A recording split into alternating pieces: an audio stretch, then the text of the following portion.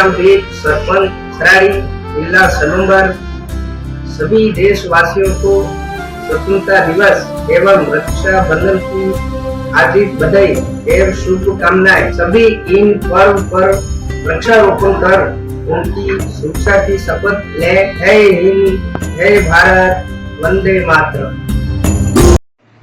नमस्कार, मैं कुसुम, आप देख रहे राजस्थान धड़कन न्यूज। दिवंगत विधायक अमृतलाल मीणा का पार्थिव शरीर उदयपुर से रवाना, शोक की लहर। Bureau report Yogesh Joshi.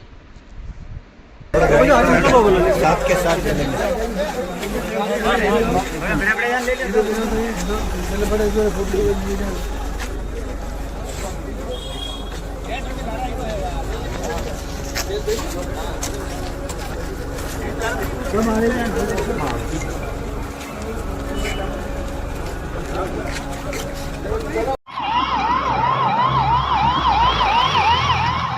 अमृतलाल जी आऊ रहजो,